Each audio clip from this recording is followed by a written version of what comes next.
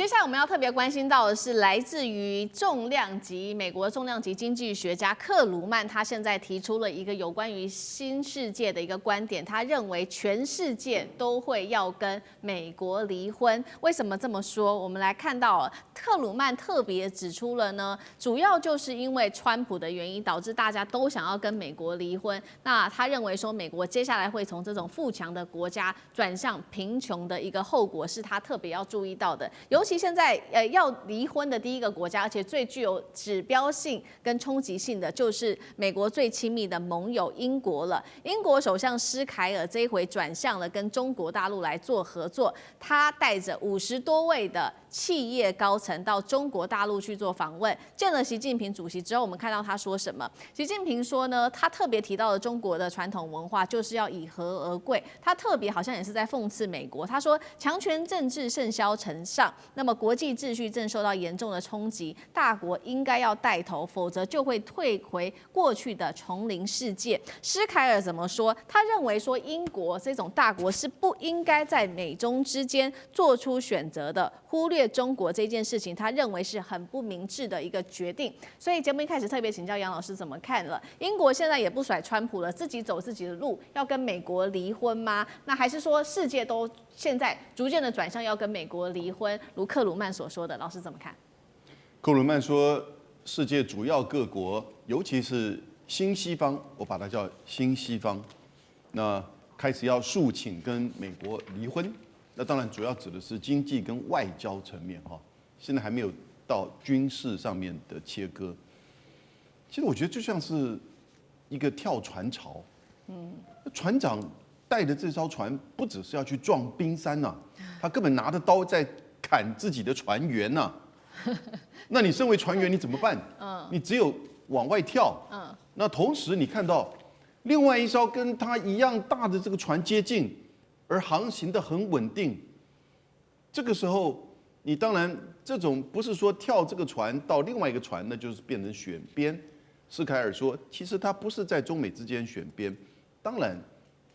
但是你放弃跟美国的联盟了，经济上或者是外交上的联盟。那我们以前讲哦，也就是叫结构现实主义。当一个大国具有绝对主导的时候，其实中等国家都跟他去做联盟，寻求安全的保障，寻求市场的扩大，寻求外交上的结合。可是当另外一个大国崛起而出现这种竞争状态，甚至多极体系出来的时候，那自己本身原来做老大的自己本身脾气开始变得暴躁，然后呢开始在针对其他国家的主权、核心利益做指指点点的时候呢，这些国家就开始要脱离这个联盟。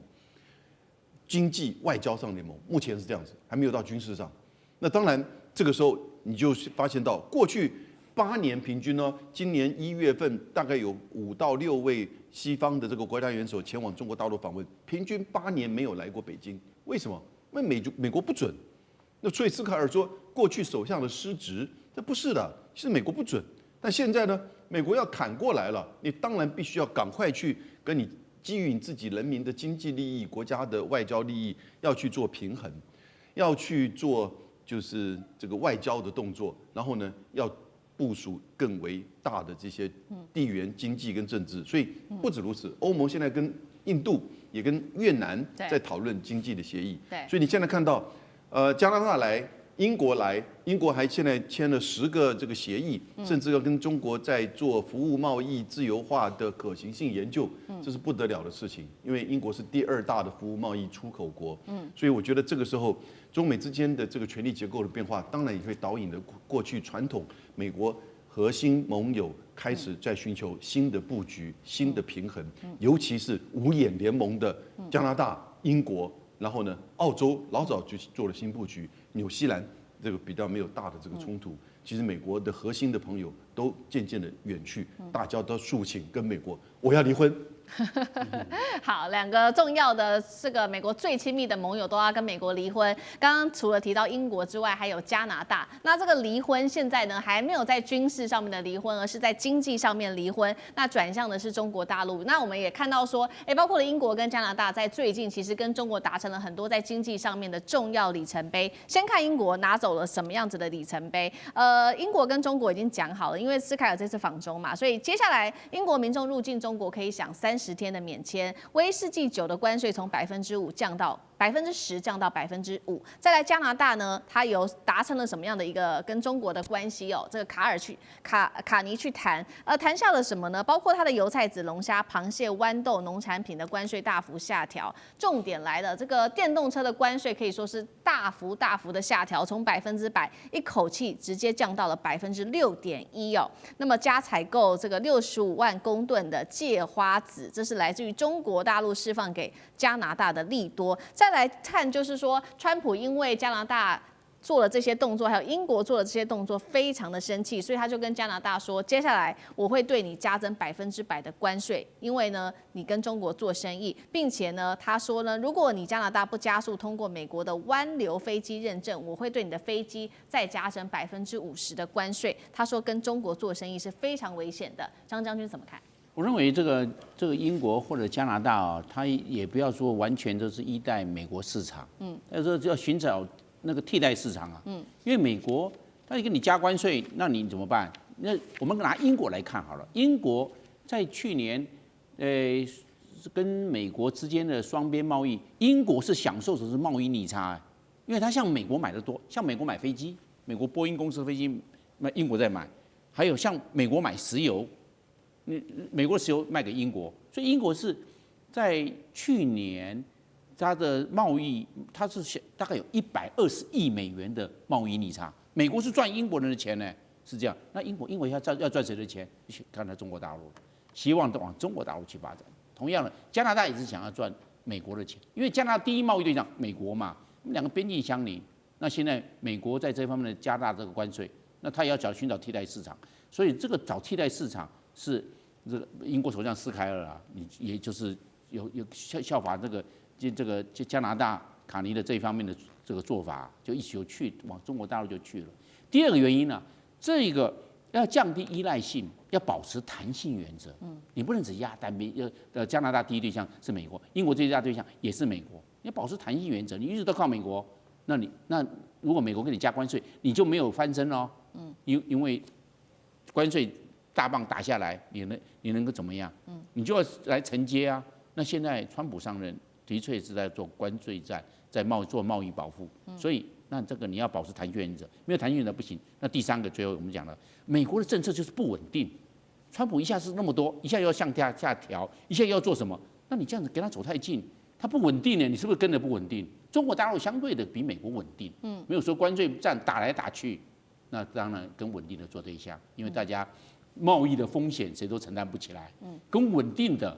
这个变数少的来做生意是比较有保障，不要跟那个不稳定的做生意，到时候吃了亏吃了闷棍，那不是倒霉了吗？所以我认为这个3个原则让加拿大、让英国斯凯尔不得不对中国大陆这一方面来做加码。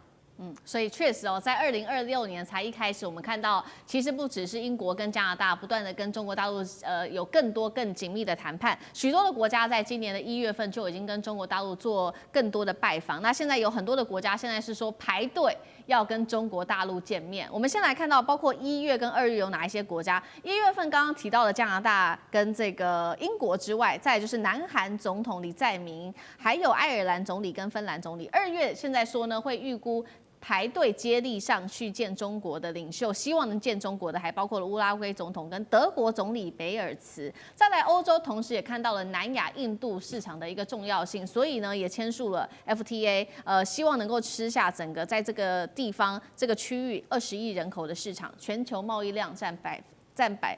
全球 GDP 的25%。那厉将军怎么看川普的关税到底害到谁？